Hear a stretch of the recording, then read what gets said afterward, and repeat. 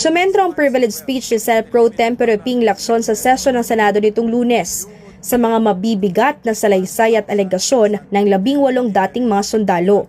Duda pa rin umano ang senador sa kredibilidad ng impormasyon ng mga ito na dating nagtrabaho umano bilang security personnel ni Zaldico.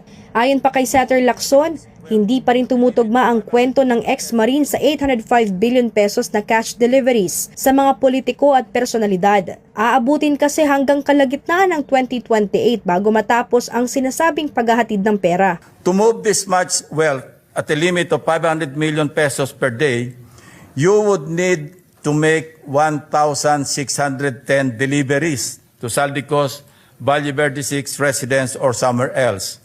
Unloading, unpacking, repacking, reloading, and again delivering to different individual recipients.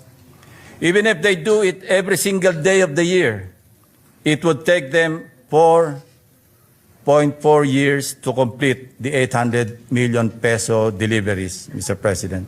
We can only imagine the logistical nightmare involved in the magnitude of the operations of former Congressman Zaldico. Dahil dito patuloy na susuriin ni Lacson ang alegasyong ito tungkol sa mali-maletang pera.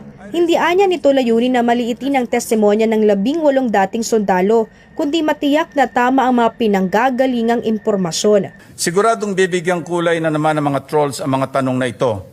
Pero isipin na lang natin kung magagamit ang mga nasabing alegasyon bilang instrumento ng propaganda o anumang motibo.